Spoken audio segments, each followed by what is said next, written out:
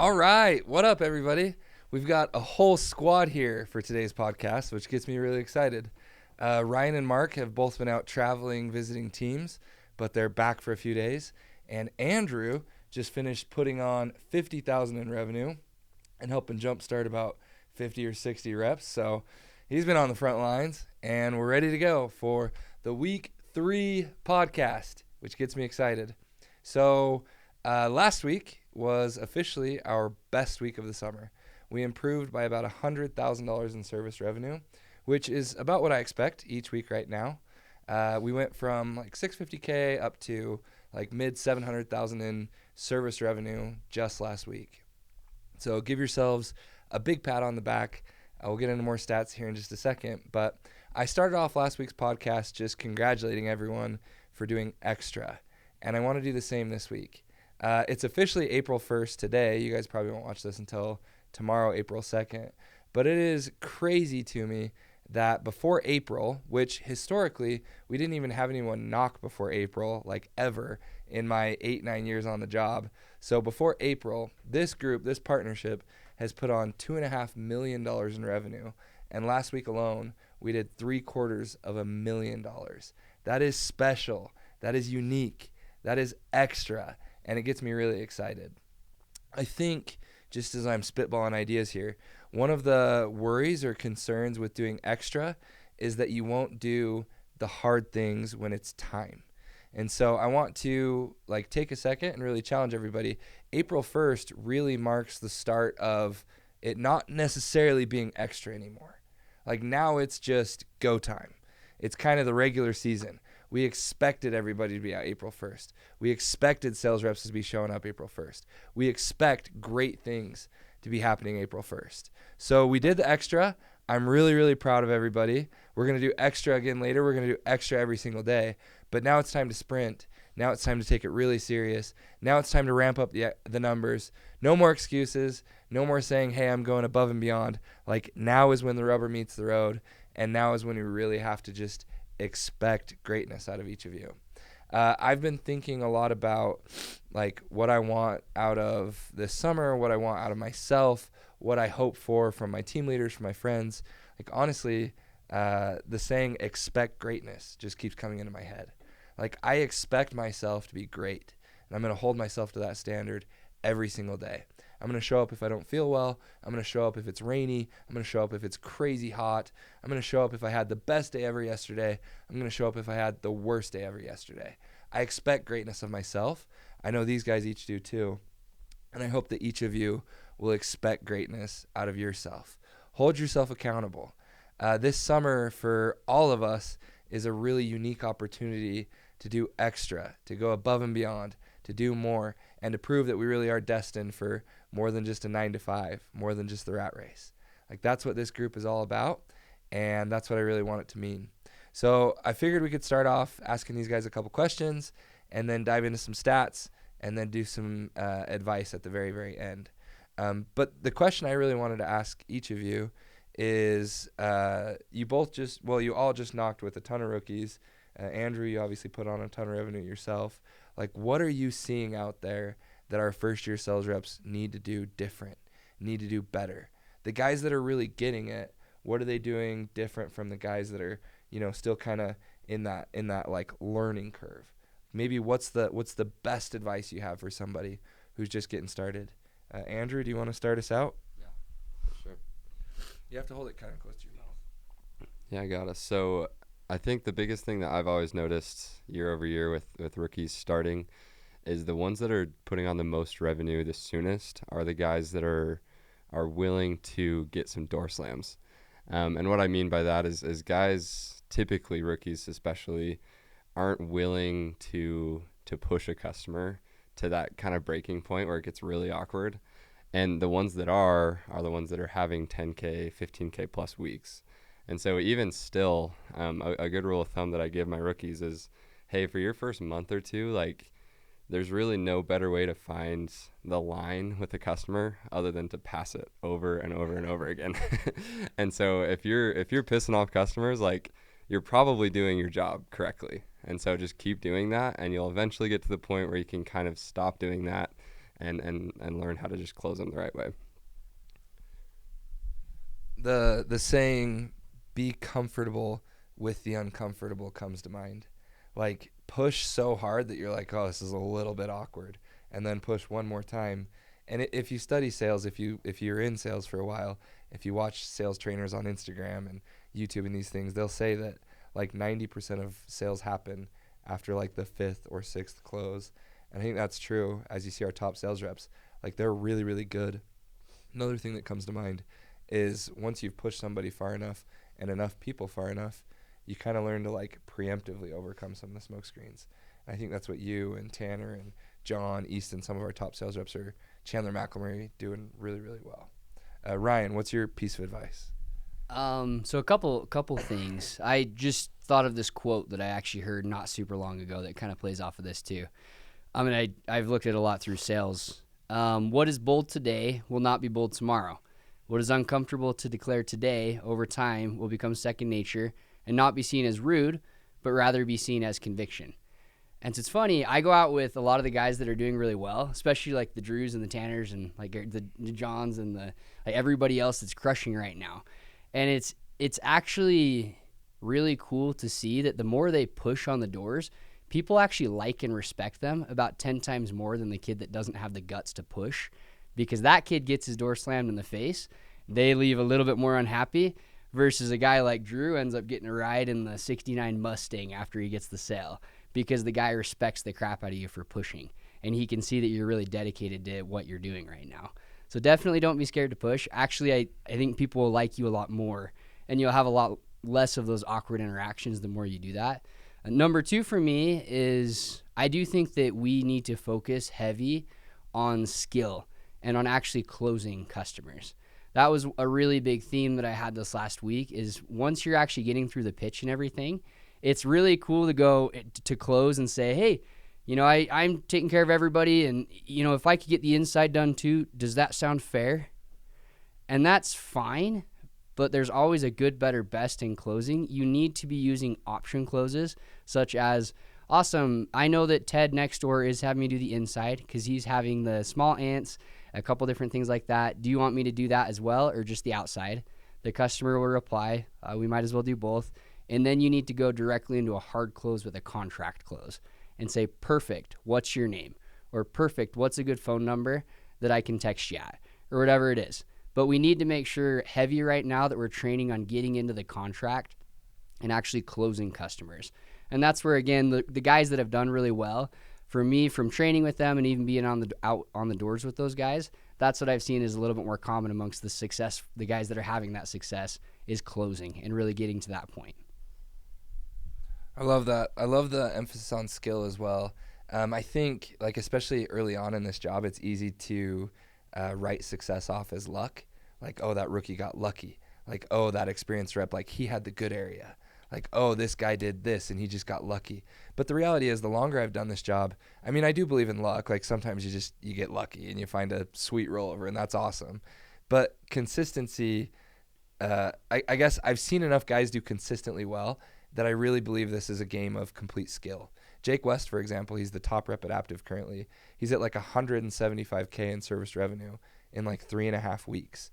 Like, he did the same thing last year. Like, he's not lucky. He's been in a different market every year, and somehow he just continues to be the best. Like, obviously something that he's saying works. When I look at Andrew was our top rep last year. He's one of our top reps again this year. Like, something that he's saying, something that he's doing works. John Martin, Tanner Clayton, these guys it's not new. Like, they did the same thing last year. They do the same thing every single week.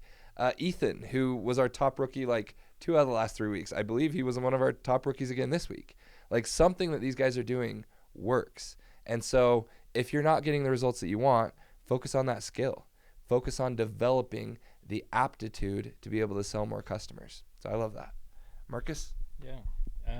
I think Drew and Ryan kind of hit it on the head. Like, you got to learn how to close and push past, because that's how you make money. If you never close a deal, you won't make money. And that's one thing that I always tell my reps. It's fun going to dinner and going to lunch and reps coming up to me and like, oh, I almost got this sale, or I almost got this one. I'm like, that should eat you alive. Like, I don't want the sales of like or the stories of I almost got it. I want to hear the stories of how you close that deal, how you close this hard switch over this customer. Like, those are the cool stories. The almost stories aren't as cool. And so think about that too, is like your story this summer. Like, are you almost going to work hard this summer? Are you almost going to be good at this job? Like, just be good and push yourself and close deals. Like, don't tell the stories of the almost, or like I worked a little bit, or I wish I would have worked harder. Tell the stories of like, I worked really, really hard this summer. I trained really, really hard this summer. And those are the stories that have impact and influence. But one of my best, I guess the best advice I have for anybody listening to this is there's a famous quote that says, "The sales are contingent upon the salesman's attitude, not the customer's attitude."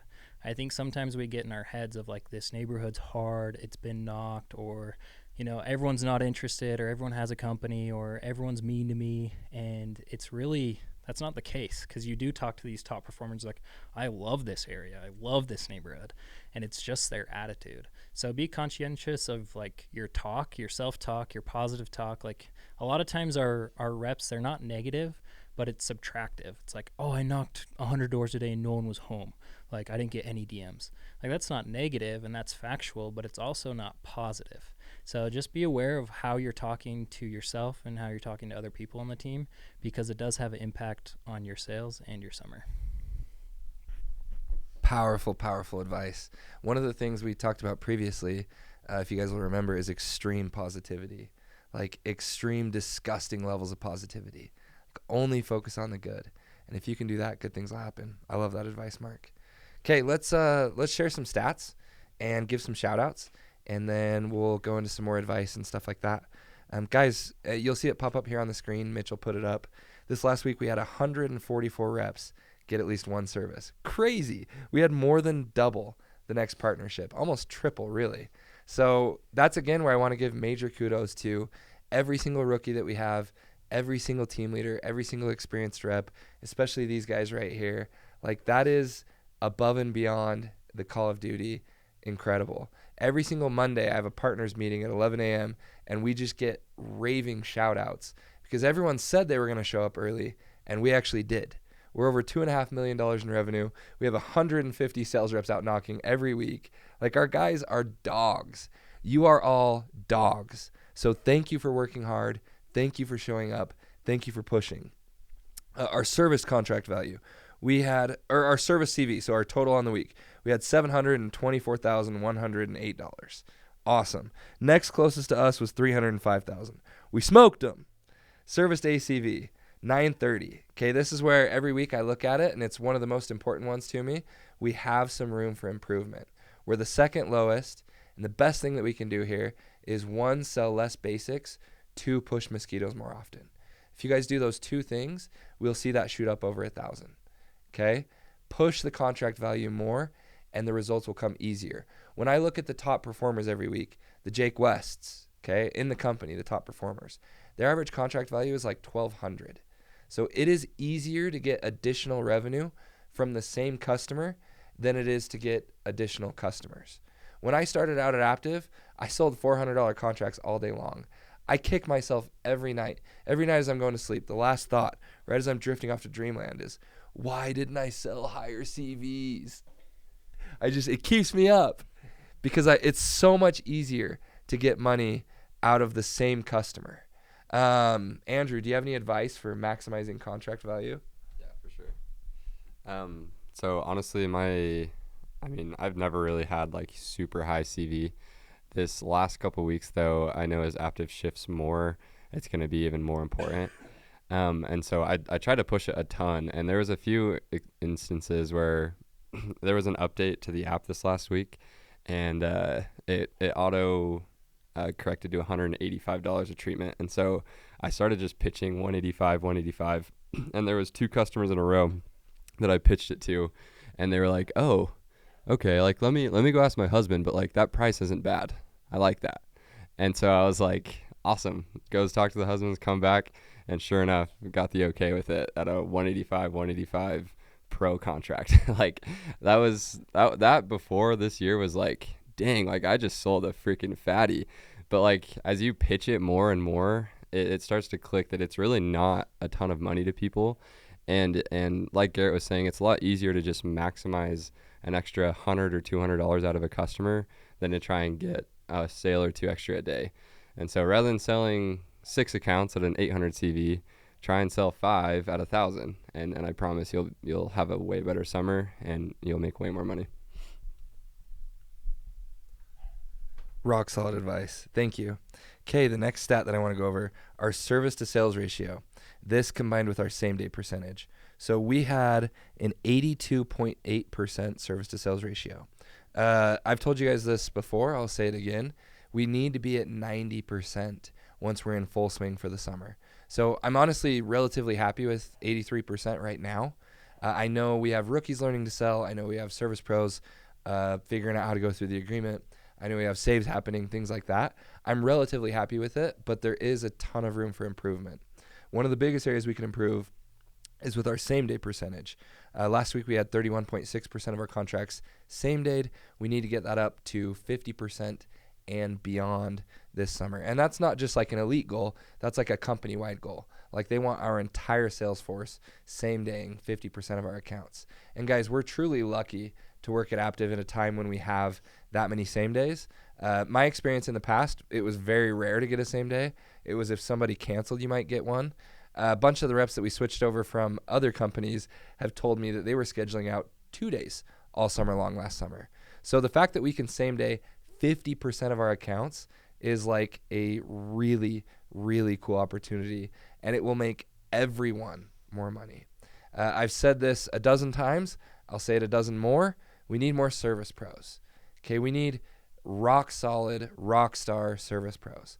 And the service pros who work the hardest for the Elite Partnership this summer will make a ton of money. A ton, just oodles and scads. It's an awesome opportunity.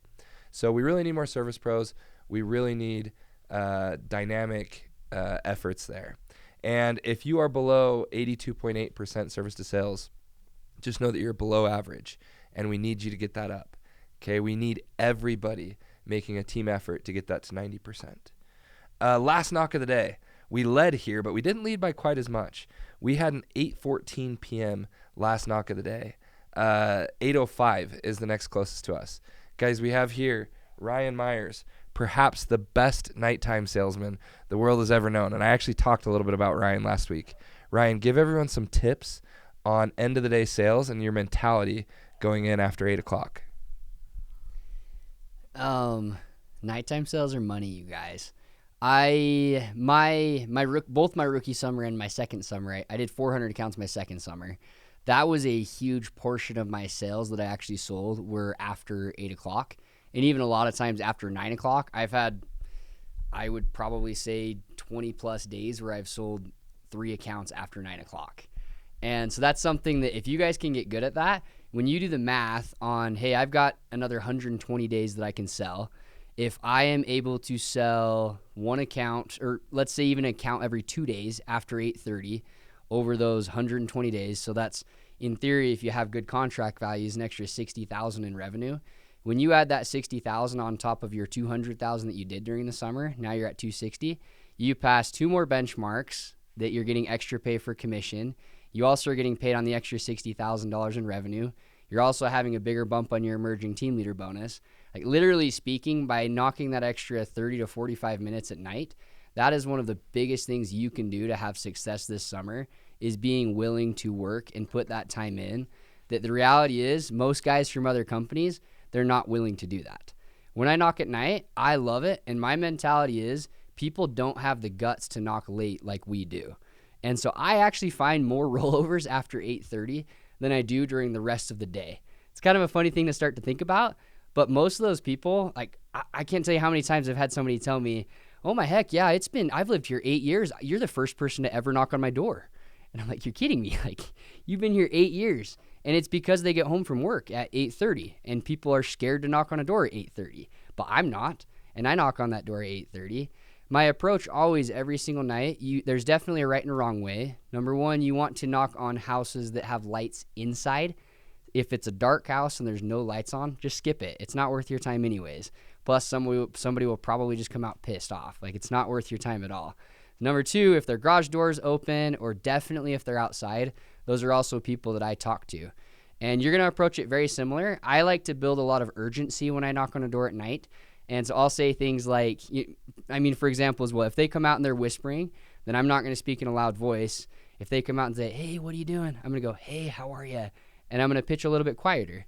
And I'm also going to give myself a purpose for being there at night too. So I immediately go to, hey, how are you? Sorry for dropping in a little bit late on you guys. Reason I'm out, I do pest control out here for a bunch of the neighbors. I'm actually stuck with an extra spot that I've got to get filled. So I'm giving it out dirt cheap. What all have you guys done for the bugs this year? Or I know a lot of these guys have been with Terminex and Orkin. Who'd you guys end up with? Or whatever it is, I'm going to go into the pitch. But I build that urgency with, it's the end of the night. I'm stuck with a spot, so I'm giving it away dirt cheap. And then I'm going to use that. I'm going to pitch him at a $199 because I'm knocking $200 off because it's late and I need that sale. So you can still have the fat contracts at night. It doesn't change at all. In fact, in my opinion, it makes it a lot easier. But you just have to approach things in that way and build the urgency at night. You guys feel free to reach out to me. I'm more than happy to help anybody pitch at night. I really do think it's an amazing thing that it will definitely help all of us have more revenue this summer. Really, really good advice. Some of our flags are things that I want us to be known for that I've talked about previously. Kindness, considerate to corporate, organized, responsive, and all those measures, things like that. We've talked about that. I've talked about effort. We're going to talk about effort again in just a second. This is another one. I want us to be the best at selling people late at night. And the reason for that is it really is the best time of day to make money. Like if I only had 1 hour a day to knock, it would be from 8 to 9. If I could knock 1 hour a day, it would be from 8 to 9 every single day. That is the best time to sell. If I had 2 hours a day, it would be from 7:30 to 9:30. Like that is the best time of day to sell. And you have to be your first sale in order to make that happen. Like sell yourself on the idea. And that's something Ryan's done. You can hear the conviction in his voice. So the next stat, and this one breaks my heart. We lost our crown this week. DMs per day. We had 42.4. Prime had 44. They took it from us. We really need to get to 50. So shout out to Prime for beating us this week. Let's make sure they never beat us again. We need 50 decision makers a day. Guys, this is an average. So if you're someone doing 75 a day, thank you. If you're someone only doing 30 a day, you're pulling us down. So get your butt to work, okay? Make sure that you're knocking those doors. Mark is someone who, this is an effort stat, okay? It's not something that has anything to do with skill. The worst sales rep, the best sales rep, it doesn't matter. It's simply an effort stat. It's a time on door stat. It's a focus stat during the day. It's a not getting distracted, not taking breaks, not spending time on your phone. It's an effort stat, okay? Mark is someone who I've loved working with over the years, and he's inspired me every day because he works hard. He always responds. He always answers. He always helps. And when he knocked, it was the exact same way. When he goes out and visits the team, it's the same way. He always puts in effort. Makes himself sick because he's working so late. Mark, talk about effort and why it's so important and what it means to you and how these guys can get to 50 decision makers a day. Yeah, I think one thing that goes through my head is why should you work hard or expect somebody to work hard for you if you're not working hard? And so that's something that always sticks with me. And a lot of times with this job, it's really, really simple and we overthink a lot. And a lot of it's just working hard. Like if you can't do that, it's really hard to be successful in this job. And that's why I love this job is I don't consider myself the smartest person in the room really ever, or the brightest person, the most intelligent, the best ideas. But as long as you work hard and show up in this job, it has a really cool way of helping you make a ton of money. And so just showing up and putting in the time when you're tired, just sending out, like for us, it's sending out one more text or answering one more phone call, or for everyone knocking, it's just that one more door before lunch, or being that first guy on the doors every single day. I think a lot of us kind of had that motto our first couple summers is, hey, I'm going to be the first one on the doors every single day. And then I'm going to be the first one on the board every single day. I'm going to be the first one on the doors after lunch. I'm going to be the first one on the board after lunch. I'm going to be the first one on the board during prime time. I'm going to be the last one off the doors. Like, there's no secret to this job. So stop overthinking and just work. And I think that's the secret to having top rookies and being a top salesman is just committing to the job. Like, you're already out there. You've already made the sacrifices. Like, just commit to giving it your best. And if you give 100% every single day, that's how you get better. And that's something that I try for, is if you give your 100% every day, you're slowly going to improve. But you'll never improve if you never give your 100%. I love that. Thank you. Effort is something that you have complete control over. You can't control the weather. You can't control what service pros do. You can't control who opens the door, who doesn't. You can't control if somebody just knocked your neighborhood 30 minutes ago. You can't control if you are sick for the day. Like, you have a lot of things in this job that you don't have complete control over.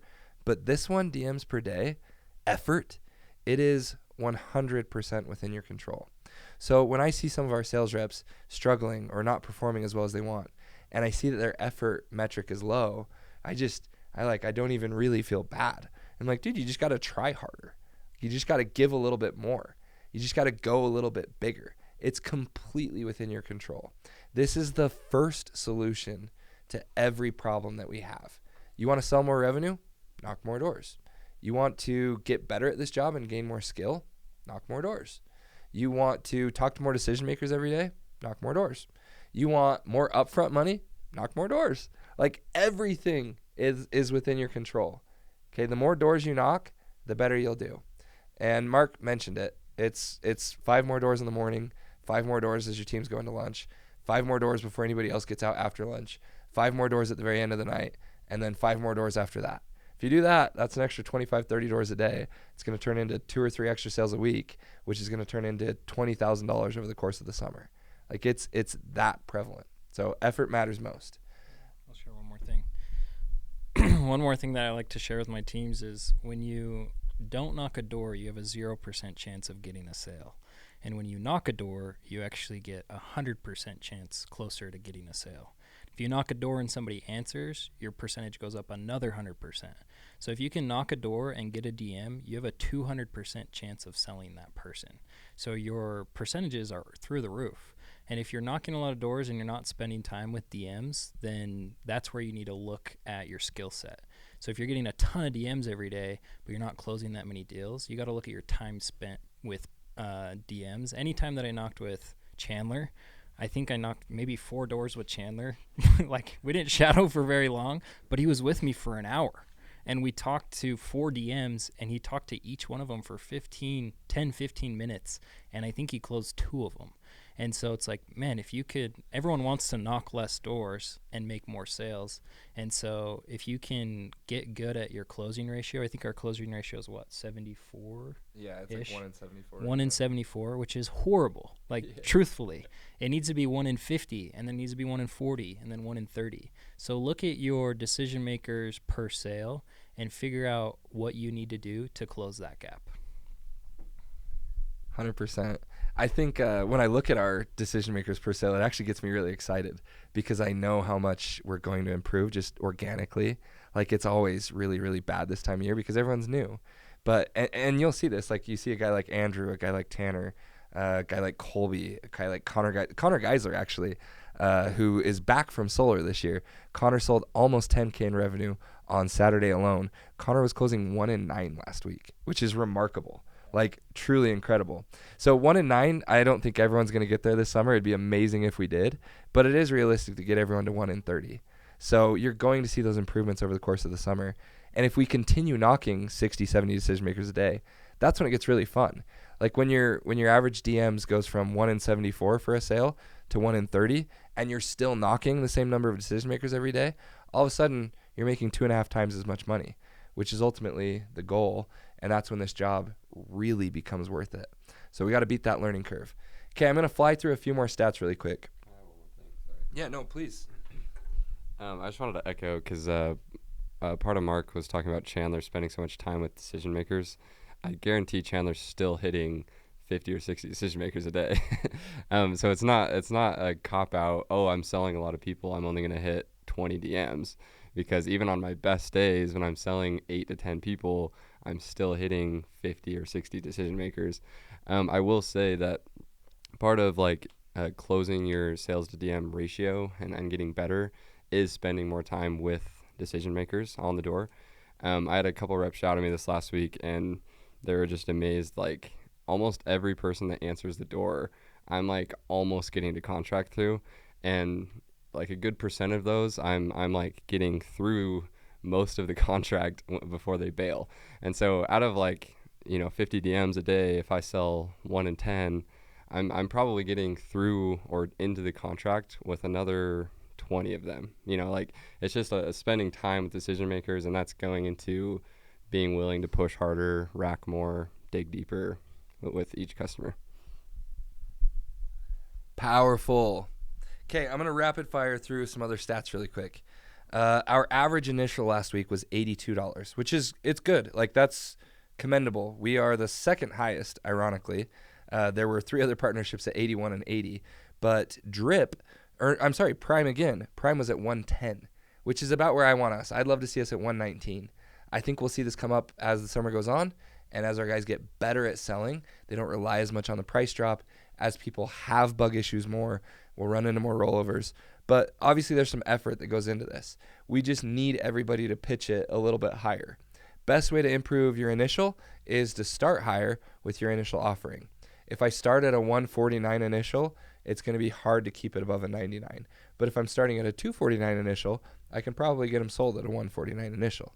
Okay, the best measure, as funny as this sounds, the best measure of contract value and how to have the highest contract value is just simply starting higher. So I want to challenge everybody, start like $20 or $30 higher this week and see what happens. Okay, what will happen is you'll make extra money and your contract value will end up a little bit higher. Our basic percentage, we're at 16.3% basics last week, which is the second lowest percentage. Drip was at 11.3%. I want to see us under 10%. I'd love to see us at 0%, to be honest, but I'm not sure that's completely realistic. Guys, basics do not make you as much money. Basics are not better for the customer. Basics are not worth our time. So obviously, if you've got to switch over and they simply will only agree to a basic, sell a basic.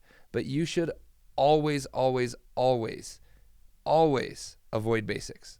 Sell pros. Don't sell premiums, sell pros. Okay, that's the only thing we should sell.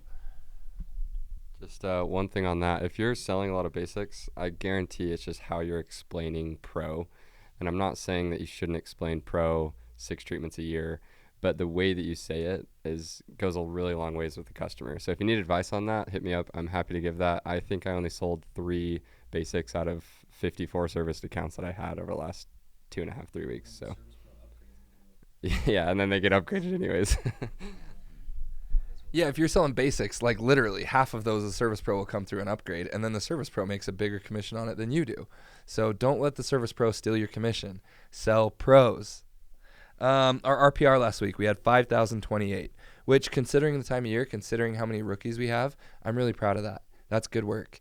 We need to see that come up to 7, 8, 9,000 as the summer goes on. I'd love to see us kiss 10,000 in a week. I think that'd be really cool. RPR stands for revenue per rep. So it's just a measure of how much our reps are earning every week. Right now, our average, this is people who did 0. This is people who did 25,000. Our average is 5,000. So good work there. We'll see that continue to improve as the summer goes on. And that's a measure of skill, like Ryan talked about. Now, I want to give some shout outs to our top rookies, and then we'll go to top overall. So our top rookie last week was Jordan Rowley, who is in Fort Lauderdale. If you guys have met Jordan, you're not going to be surprised by the fact that he's our top rookie. The guy is dialed, and he's only going to get better as the summer goes on. Congratulations, Jordan. He had nearly $12,000 in service revenue. He had a 92% service to sales ratio, 8:21 p.m. last knock, 51 DMs per day, $62 average initial. So nearly perfect. He could afford to get that initial up a little bit. His average CV, I don't know why I didn't include it on here, but his average CV was actually a little bit low. Jordan had a lot of accounts. I think he had like almost 14 or 15 accounts. So congratulations on a huge week, Jordan. Ethan Holbrook, 10,600. Ethan with a low service to sales ratio, 78.6. Everything else looks freaking awesome. Jack with 10,500, 69% service to sales. Jack, I love you. I admire you. We got to get that up. Think of how good it could be if that was higher. Andy Wynn, 9,200. Nathan Durst, 9,100. Diego Padilla, 8,800. Caden Bruce, 8,300. Reed Conklin, 8,100. Cole Millward, 6,600. Royce Brown, 6,100. So thank each of you for your hard work, for your efforts. Really proud of you guys. Our top reps on the week. Tanner Clayton with 21,346. Our very own Andrew Myers with 20,835. Chandler McElmurray, 16,500. John Martin, 16,200. Now, something interesting here, guys, as I reviewed these top reps, John, I believe, and Chandler McElmurray actually outsold Tanner and Andrew. Tanner and Andrew just both have remarkably good service-to-sales ratio. So service-to-sales ratio, it's a huge difference maker.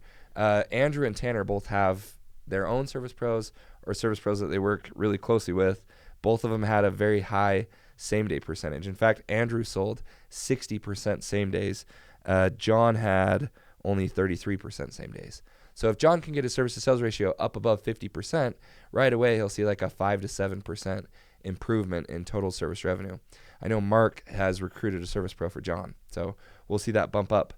Derek Beardsley. We love seeing Derek on the leaderboard.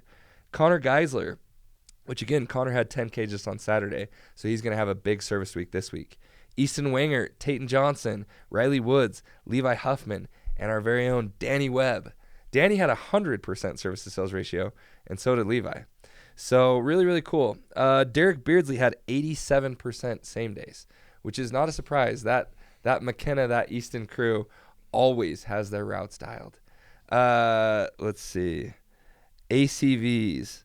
The lowest was Danny with an 816, which, Danny, if you're watching this, Danny texted me about this. Got to get that up, Danny. We love you. Contract value. The highest was Riley Woods with 1,056. Average last knock. This one I'm really proud of. Easton Wingert, perhaps the hardest working guy we have, with an 8:54 p.m. average last knock. And John Martin just edging him with an 8:56 p.m. average last knock. Truly incredible. Thank you, Easton and John, for leading the pack with effort. Really, really incredible. Those are some good stats for this week. Do we have time for a couple more questions, you guys think? We're almost, 45 minutes? Yeah, it's probably about 45 minutes. Maybe we'll just run it for another 5 or 10 minutes and then go from there. One thing I failed to mention at the start, so I'm going to spend a minute on this right now. One of our flags, one of our banners, one of our culture characteristics that's really, really important to me is responsiveness. We are paying like $10,000 for the app Pronto, okay? And that is a shared expense across the partnership. And we don't use it, which hurts my soul. And every time that I get on and I send an inspiring message and I see that only 30 of the 500 people in our Pronto chat have even looked at it, it just rips out my intestines and makes me wonder what I'm doing with my life. It's that brutal. So I'm going to ask everybody, pause this video, pause the recording, and pin Pronto as one of your bottom 4 applications. And then turn on notifications, at least for like your team chat and the partnership announcements. And if you're a team leader, the team leader chat. Pin it there. And if we all commit to using it, then we'll get the value out of it, and it'll be a no-brainer investment.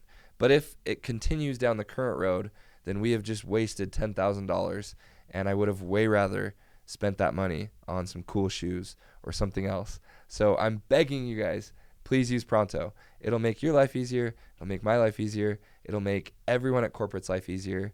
Demaria is on Pronto for anything that you need her for. Brooklyn, the housing coordinator, is on Pronto for anything you need her for. Megan, our pay coordinator, is on Pronto for anything you need her for.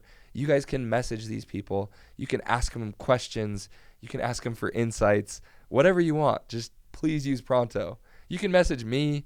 I'll reply. If you message me on Pronto, I'll reply anyways. But, use it. It's a good investment. It's a good tool. Now, maybe a couple other pieces of advice or questions or comments. Let's go to Ryan. It's been a minute since you've talked. What advice would you give to a rookie who maybe they're like 7 to 14 days into the job? They're doing okay. Like they're not bageling every single day, but maybe they're bageling a little bit more than they want, and they need to kick it up a notch. And they know they need to kick it up a notch. They love the job, they love the crew, but they're like, how do I make this work? What advice do you give to someone in that situation? So one of the things, and I feel like this, I gave this advice some last week, so this might sound a little repetitive for those of you guys that I saw last week. But one of the biggest things that I would say, again, skills-wise, that's going to help with that, mentality-wise and skills-wise, the more you practice and the more you train, your pitch is going to get better.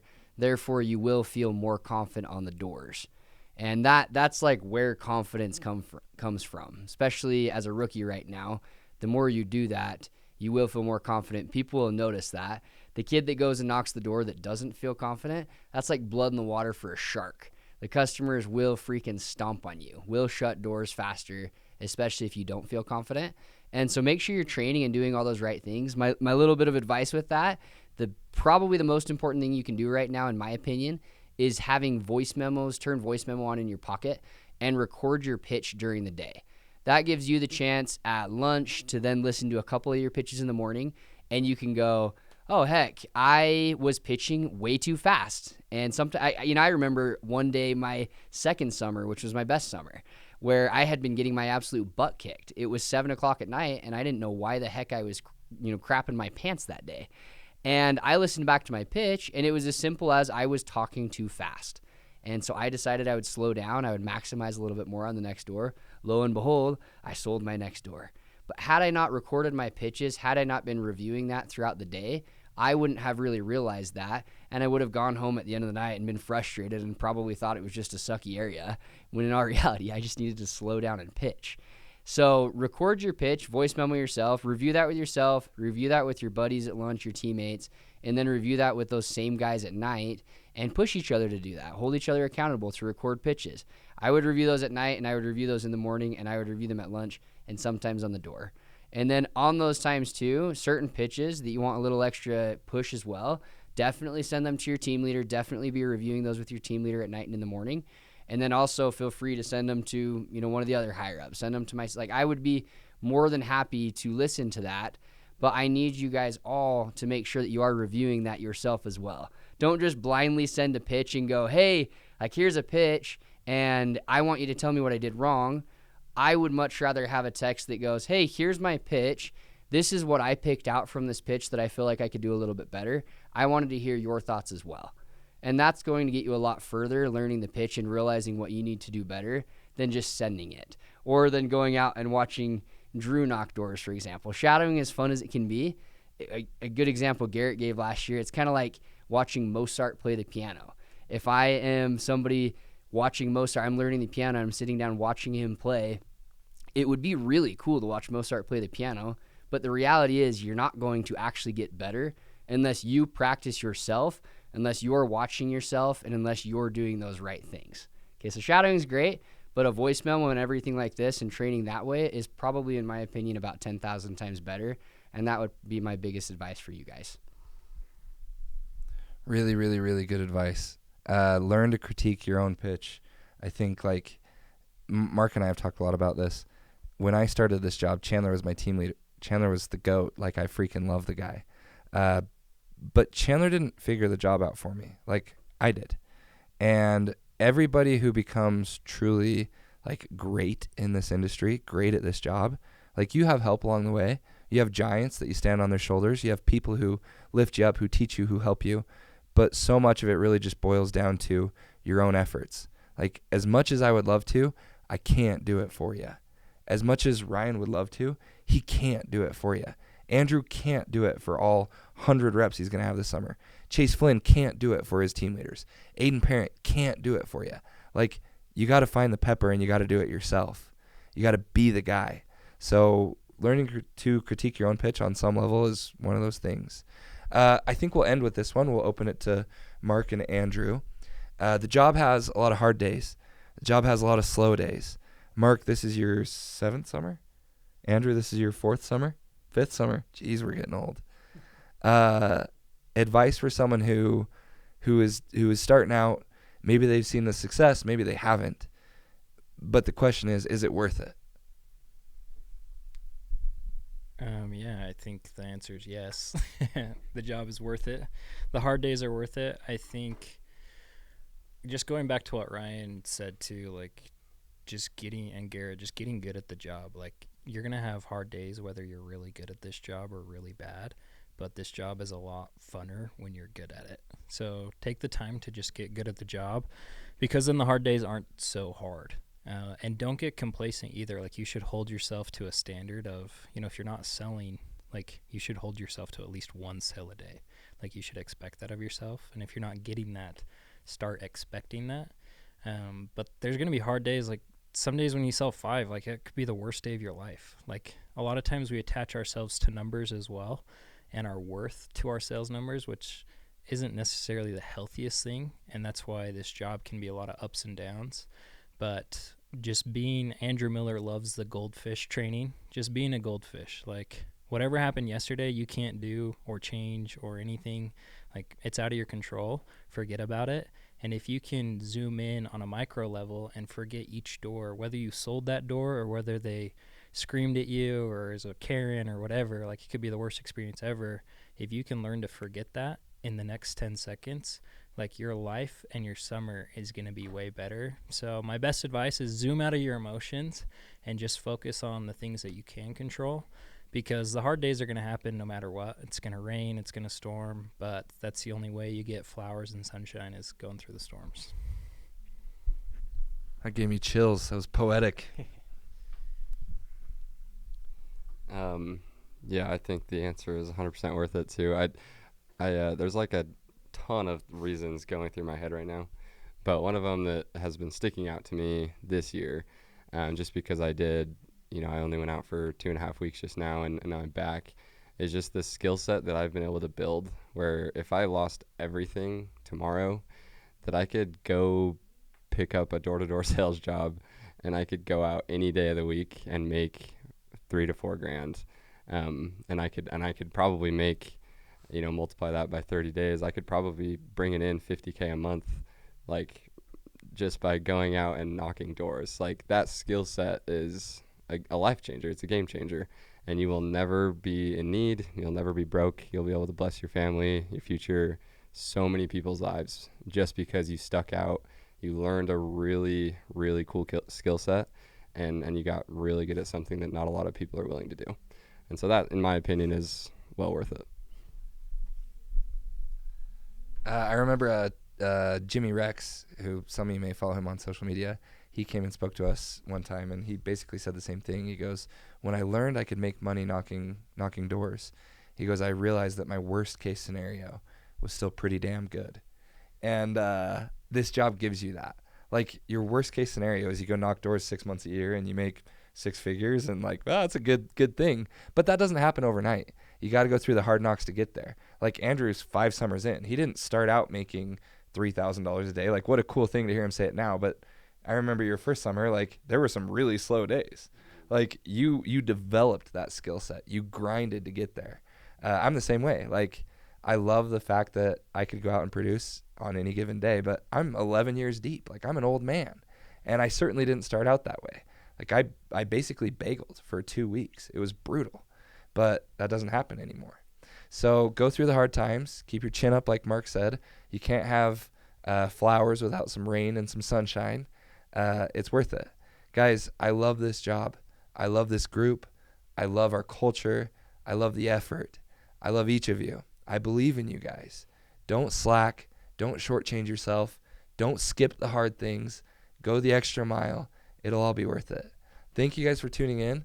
Let's make this the best week yet. I'd love to see us cross $800,000 in service revenue this week. I'd love to see somebody put up $30,000 in service revenue. I'd love to see our rookie do $20,000 in service revenue. I'd love to see our average from 5,000 up to 7,000. I definitely need to see our DMs up above 50. If you're below 50 DMs, you're going to get a personalized text with a spanking emoji, because you need to be above 50. Okay? Love this group. Let's get after it. Thank you, guys.